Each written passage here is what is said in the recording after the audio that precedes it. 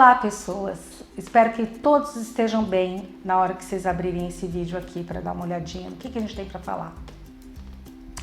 Eu gostaria de falar um pouco sobre Jung, que é um teórico da psicologia analítica, que eu gostaria de me estender um pouquinho mais de uma outra vez, porque é bem interessante a gente falar da história dele, de como que foi a vida dele.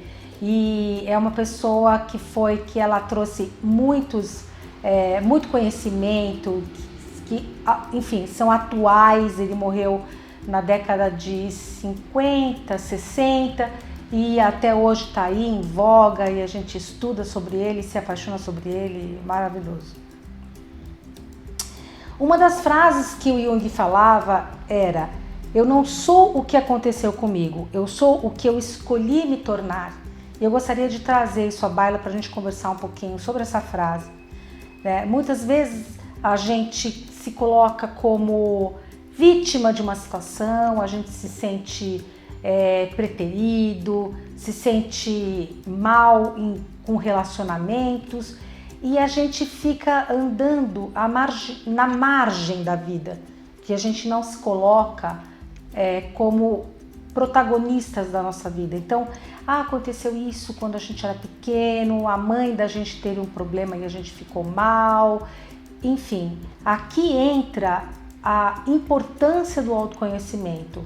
Quando você, na Bíblia, no João 8, versículo 32, tem a famosa frase, Conheças a verdade e ela os libertará. Quando você conhece a verdade sobre o seu inconsciente, claro que você não vai entrar em contato com todo o seu inconsciente, mas quando você entra em contato com esse outro lado, quando você consegue fazer reflexões, sair um pouco daquela mesmice de quem te fez alguma coisa, do vizinho, enfim, sair daquilo e olhar um pouco para si, fazer perguntas para si é uma boa tática para você começar a entrar em contato. Por que eu fiz? Por que eu sou assim? Eu vou contar uma história minha para vocês. Eu estava na faculdade, então eu já era uma mulher, E eu não lembro exatamente o que aconteceu, mas eu lembro o produto final, que foi assim: nós estávamos numa mesa conversando entre amigas, de repente eu saí para tirar uma xerox de um material que eu precisava e eu iria voltar para a mesa para continuar tomando café com elas. Só que alguma coisa que eu vi, que aconteceu lá na mesa, eu me senti muito mal. Eu me senti preterida, eu fiquei com baixa autoestima e eu coloquei imediatamente aquele mal-estar nas minhas amigas. Então, alguma coisa que elas fizeram que fez com que eu remetesse a alguma coisa do passado, só que na hora eu não pensei dessa forma e eu reagi. Então eu saí da mesa, só que eu não falei nada para elas, poderia ter sido pior. Eu saí da mesa, fui tirar o xerox. Quando eu estava voltando do xerox, eu não parei na mesa. Eu passei direto e fui embora. E eu percebi que elas me olharam assim com estranheza, tipo, o que aconteceu com a Silene?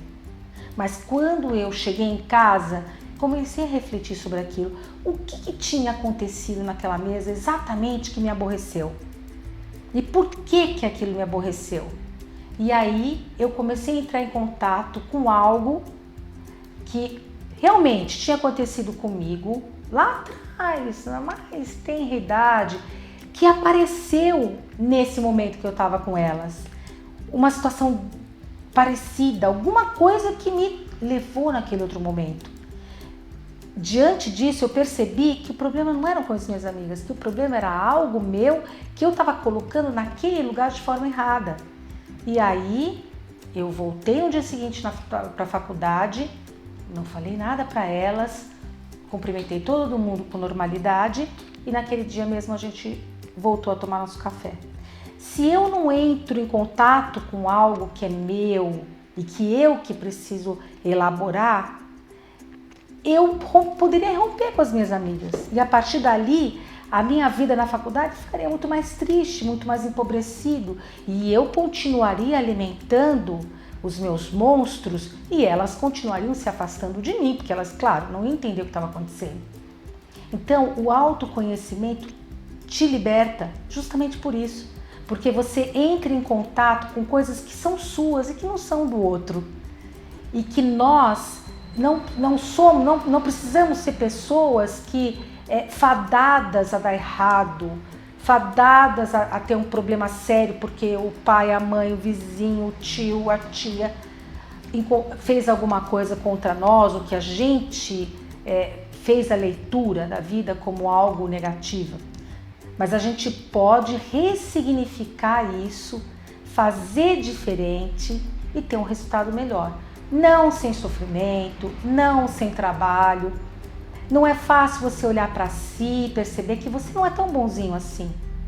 É difícil, mas é uma excelente saída para a sua vida, para o seu crescimento espiritual, para o seu crescimento como uma pessoa melhor, entrar em contato com o que é seu, com as coisas positivas e negativas, que nós todos temos o nosso lado negativo. Ninguém é totalmente bonzinho e o outro totalmente malzinho. Não tem essa cisão dessa forma. Somos bem e mal, como yin e yang. Pensem sobre isso. Um beijo.